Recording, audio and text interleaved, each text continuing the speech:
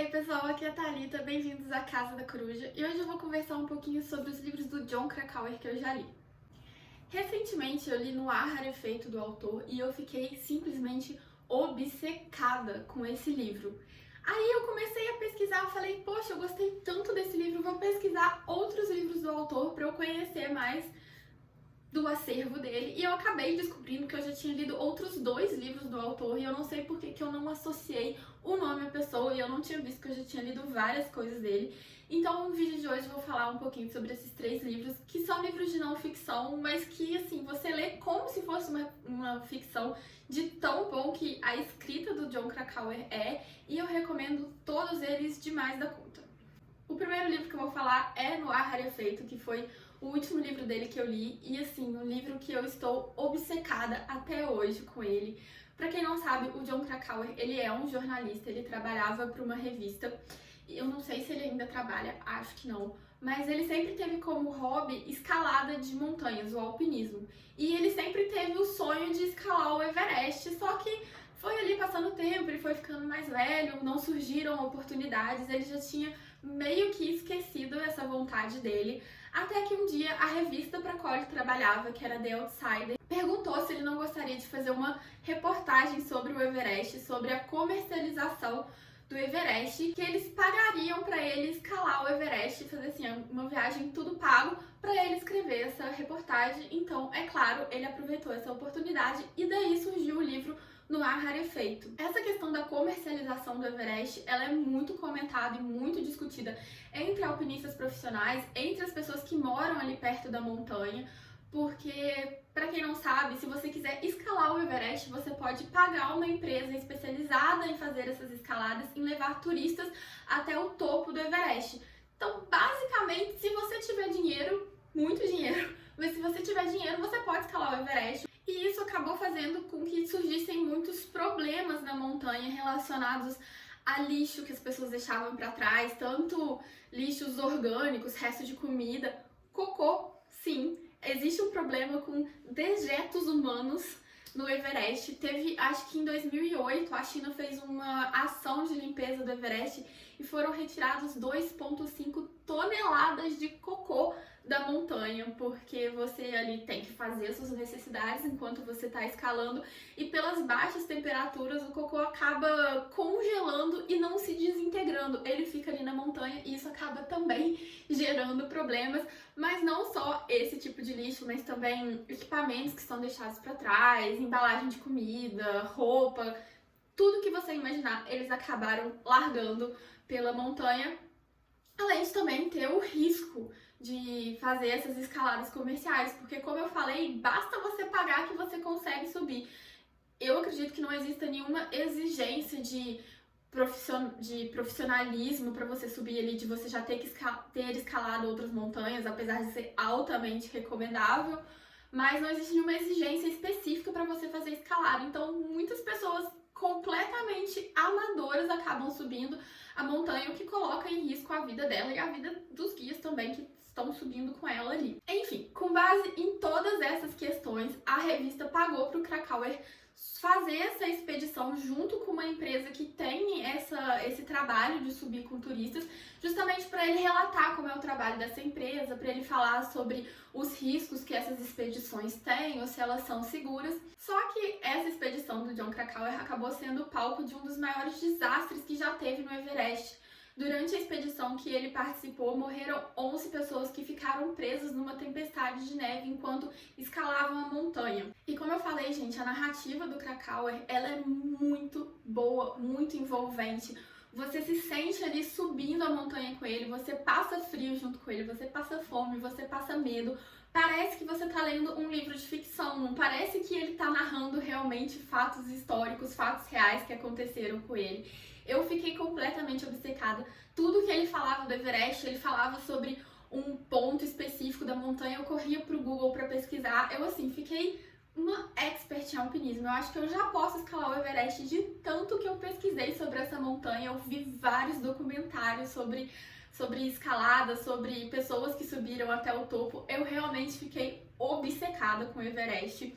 E o que eu achei muito interessante nesse livro é que ele não conta apenas sobre a viagem dele. Ele vai contar tudo da viagem, desde a preparação, a aclimatação na montanha, a subida, a descida, que foi quando ele ficou preso ali na tempestade de neve. Ele realmente vai contar tudo sobre a escalada, mas ele traz muitos fatos sobre o Everest em si, as primeiras escaladas, as primeiras pessoas que subiram, como foi ali a descoberta, né, dessa subida, como é a vida dos Sherpas, que são as pessoas que moram ali na base do Everest e que acabam se empregando nessas empresas de turismo, fazendo a subida desses turistas. E é muito interessante porque você tem toda a contextualização de realmente como que é essa comercialização do Everest, a vida das pessoas, como que é a expedição em si e todo o histórico do Everest, todo como que foi ali para as primeiras pessoas subirem, enfim, dá um panorama muito completo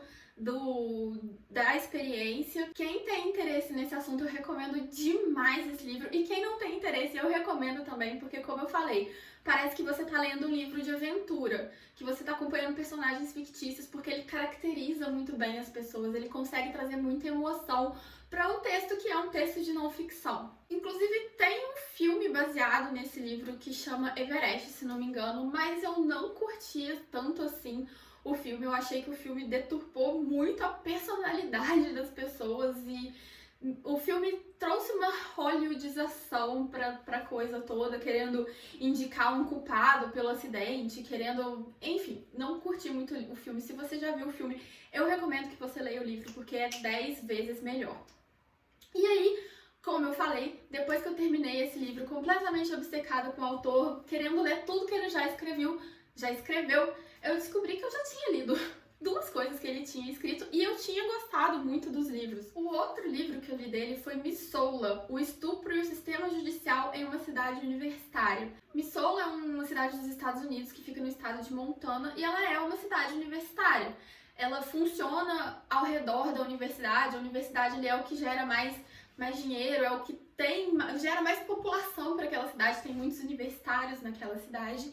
E como toda universidade nos Estados Unidos, ela tem um time de futebol americano nessa universidade que é muito bom, que todas as pessoas idolatram. Eu não sei se vocês sabem, mas nos Estados Unidos esses times universitários, eles chamam muita atenção da comunidade, as pessoas realmente torcem por ele, igual a gente torce para Flamengo, Corinthians, Cruzeiro, eles torcem para os times das universidades. Então assim, eles têm aqueles jogadores como ídolos, como celebridades ali no meio deles.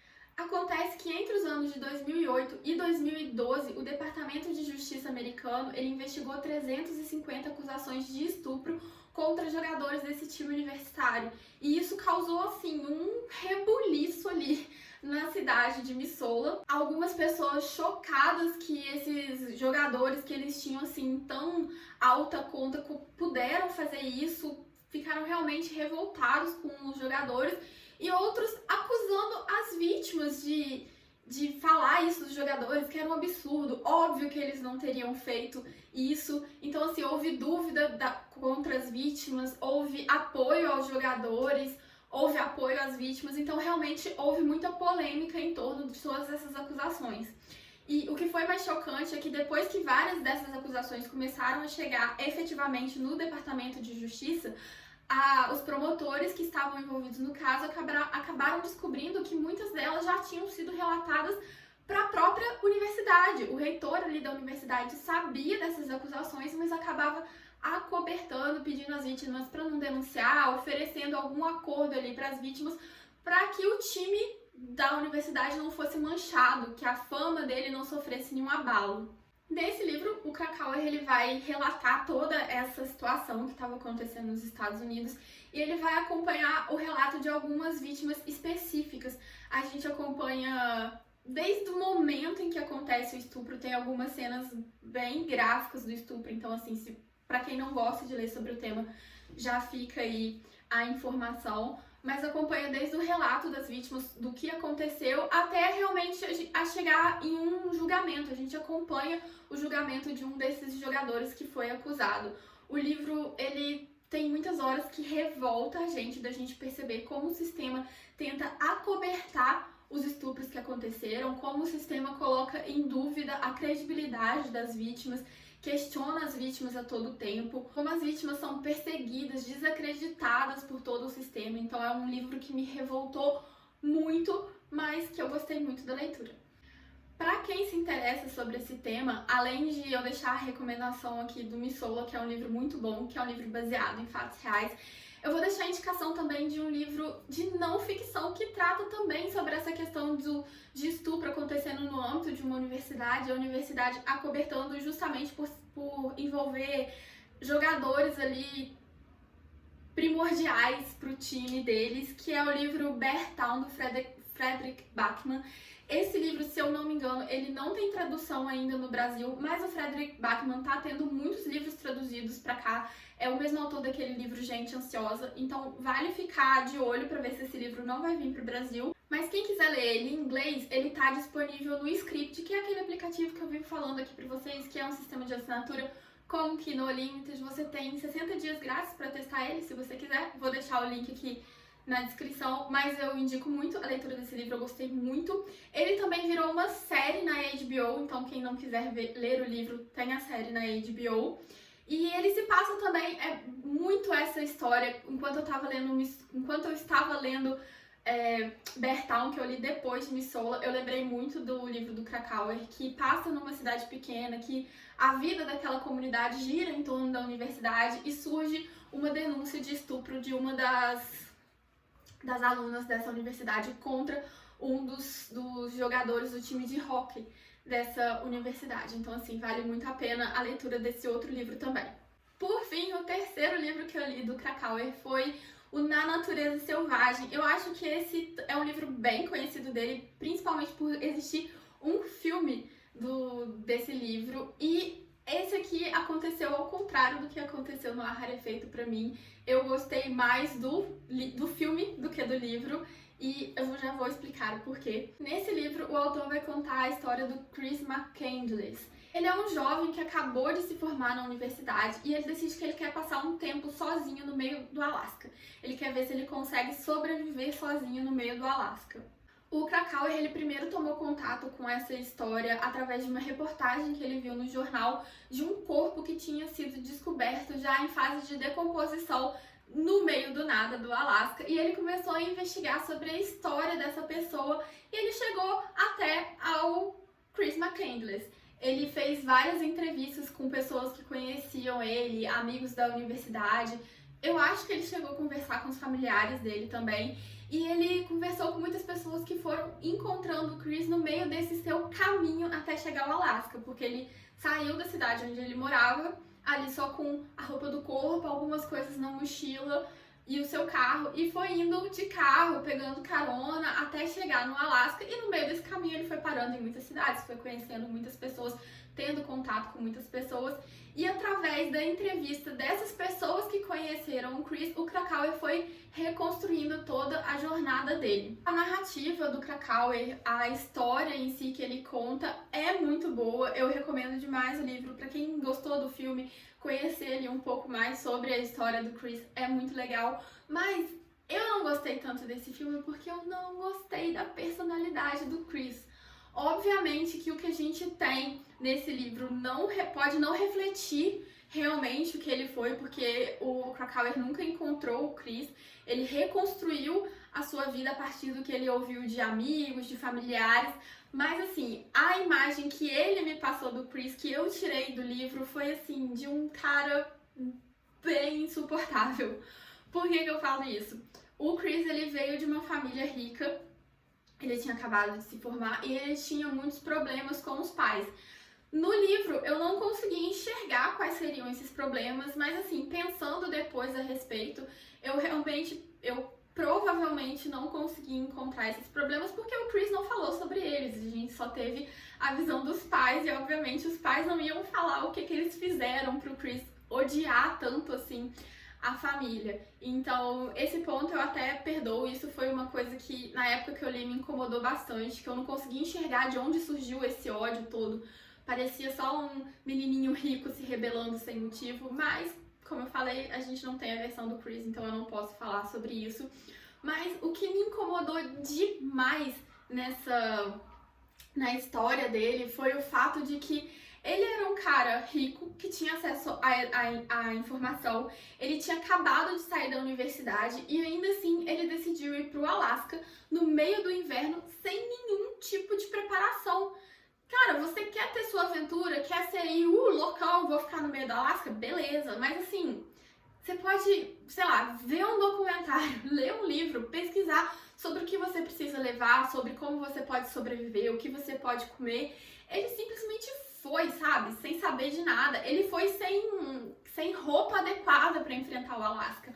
Uma dessas pessoas que encontrou com ele no meio do caminho deu uma jaqueta para ele que falou assim: olha, isso daí que você tá vestindo não vai ser suficiente, não. Você tá indo pro inverno, no meio do nada. Então, assim, ele foi completamente despreparado e não é uma pessoa que precisava ir despreparada. Ele tinha conhecimento e ele tinha condições de procurar esse conhecimento.